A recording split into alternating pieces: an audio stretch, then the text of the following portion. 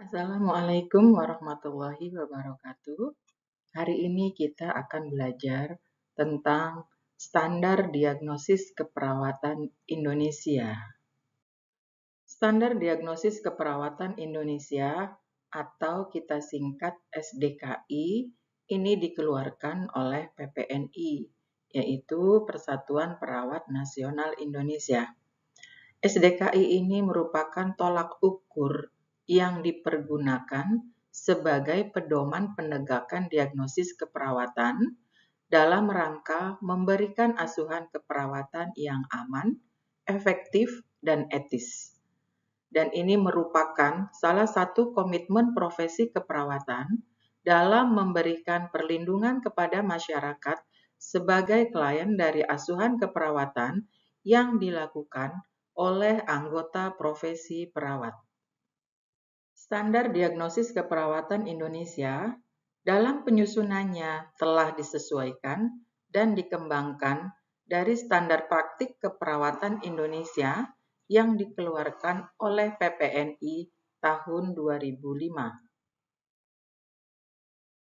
Standar diagnosis ini terdapat pada standar 2. Perawat menganalisis data pengkajian untuk merumuskan diagnosis keperawatan, di mana diagnosis keperawatan itu adalah sebagai dasar pengembangan rencana intervensi keperawatan dalam rangka mencapai peningkatan, pencegahan, dan penyembuhan penyakit, serta pemulihan kesehatan klien.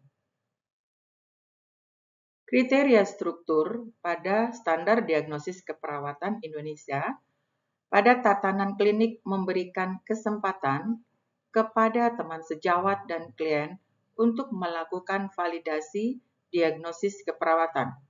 Yang kedua yaitu adanya mekanisme pertukaran informasi tentang hasil penelitian dalam menetapkan diagnosis keperawatan yang tepat. Yang ketiga, untuk akses sumber-sumber dan program pengembangan profesional yang terkait. Yang keempat, adanya pencatatan yang sistematis tentang diagnosis klien. Sekarang kita lihat di kriteria proses masih pada standar diagnosis keperawatan. Yang pertama yaitu proses diagnosis ini terdiri dari analisis, interpretasi data, identifikasi masalah klien, dan perumusan diagnosis keperawatan. Yang kedua yaitu komponen diagnosis keperawatan terdiri dari masalah atau kita singkat P, penyebab, kemudian gejala atau tanda, atau terdiri dari masalah dan penyebab. Yang ketiga, bekerja sama dengan klien dekat dengan klien dan petugas kesehatan lain untuk memvalidasi diagnosis keperawatan. Dan yang keempat yaitu melakukan kaji ulang dan revisi diagnosis berdasarkan data terbaru. Kita lihat secara mudah komponen diagnosis keperawatan yang sudah dijelaskan tadi. Di sini kita bisa melihat lebih mudah lagi pembagiannya, yaitu untuk diagnosis keperawatan ada dua. Yang pertama, penyusunannya komponennya adalah masalah, penyebab, gejala, atau tanda. Atau biasa kita sebut PES. Problem, etiologi, dan simptom. Kemudian yang kedua yaitu komponennya hanya dua, yaitu masalah dan penyebab atau PE. Sekarang kita lihat kriteria hasil. Diagnosis keperawatan ini divalidasi oleh klien bila memungkinkan. Kemudian, diagnosis keperawatan yang dibuat diterima oleh teman sejawat sebagai diagnosis yang relevan dan signifikan. Dan yang ketiga, diagnosis didokumentasikan untuk memudahkan perencanaan, implementasi, evaluasi, dan penelitian. Baik teman-teman, sekarang kita lebih dalam lagi melihat definisi dari diagnosis keperawatan. Diagnosis keperawatan ini merupakan suatu penilaian klinis mengenai respon klien terhadap masalah kesehatan atau proses kehidupan yang dialaminya baik yang berlangsung aktual maupun potensial. Diagnosis keperawatan juga ini bertujuan untuk mengidentifikasi respon klien individu, keluarga, dan komunitas terhadap situasi yang berkaitan dengan kesehatan. Diagnosis keperawatan juga ini merupakan masalah kesehatan yang mengacu kepada respon klien terhadap kondisi sehat sakit. Teman-teman, kita lihat proses kehidupan ini mengacu kepada respon klien terhadap kondisi yang terjadi selama rentang kehidupannya, dimulai dari fase pembuahan hingga menjelang ajal dan meninggal, yang membutuhkan diagnosis keperawatan dan dapat diatasi atau diubah dengan intervensi keperawatan.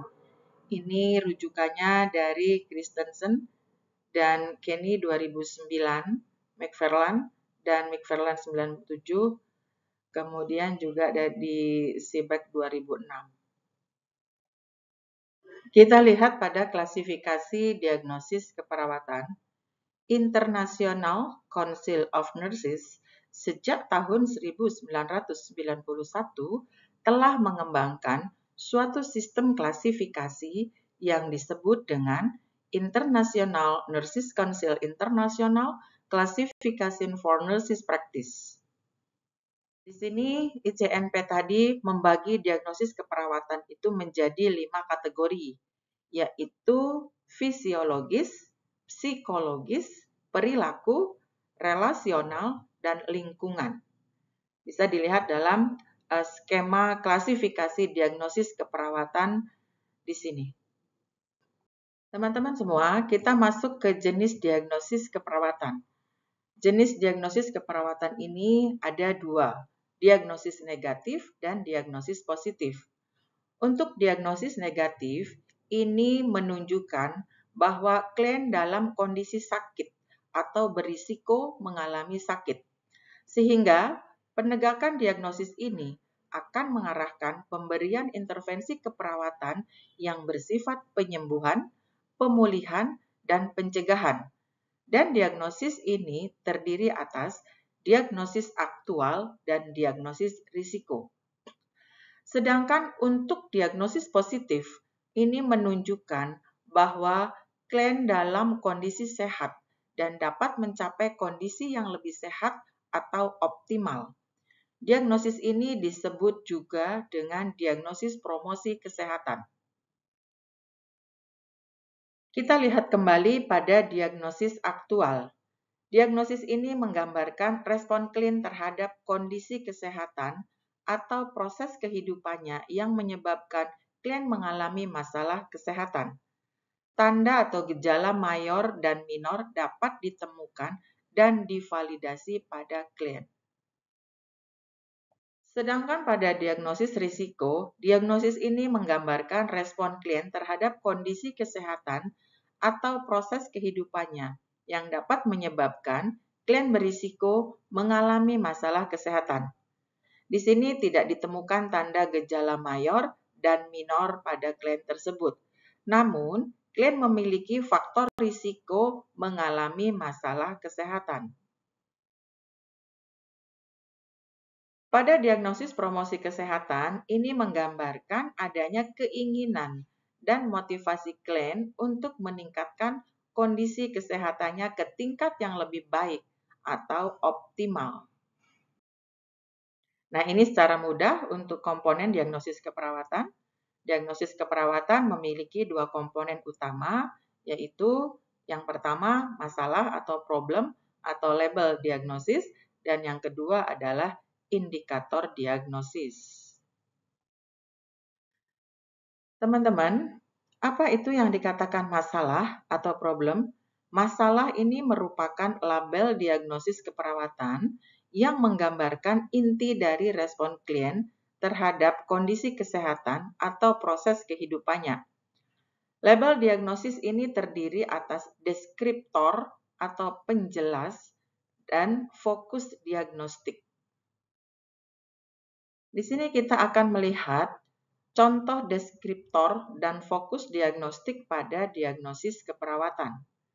Untuk deskriptor di sini kita ada beberapa contoh, yaitu tidak efektif, gangguan, penurunan, intoleransi, defisit. Sedangkan contoh dari fokus diagnostik ini adalah bersihan jalan nafas, pertukaran gas, curah jantung, aktivitas, pengetahuan, dan lain sebagainya. Kita lihat satu persatu berkaitan dengan beberapa deskriptor yang digunakan dalam diagnosis keperawatan. Yang pertama yaitu kita lihat defisit. Apa itu defisit?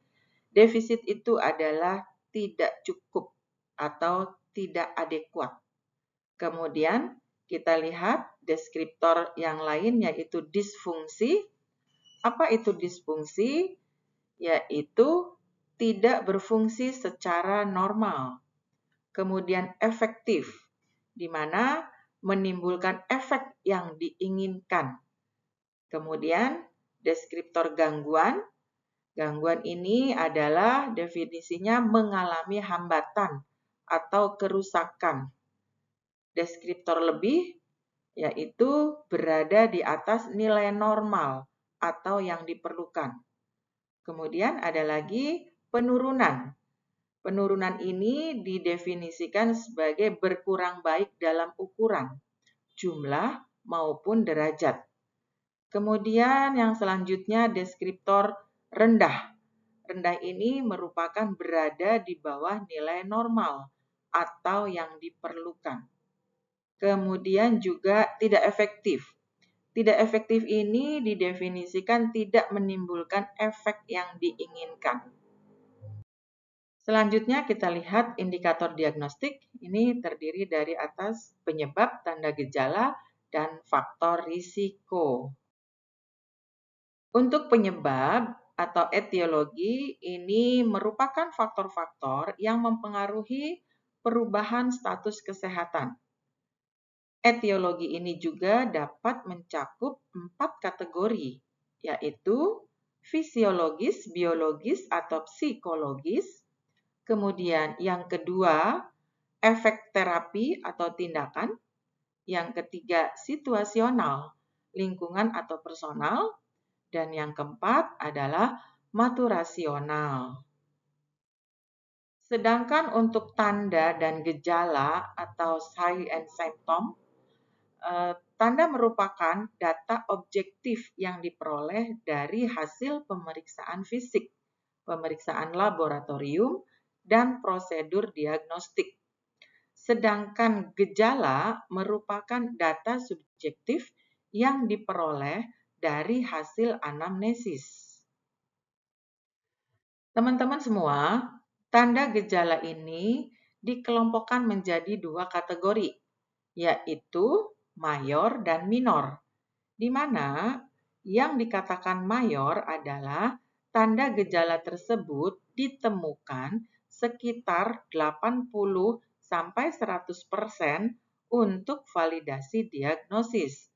Sedangkan tanda dan gejala minor ini tidak harus ditemukan, namun jika ditemukan dapat mendukung penegakan diagnosis. Sedangkan pada faktor risiko, ini juga merupakan kondisi atau situasi yang dapat meningkatkan kerentanan klien mengalami masalah kesehatan. Pada diagnosis aktual, indikator diagnostiknya terdiri atas penyebab dan tanda gejala.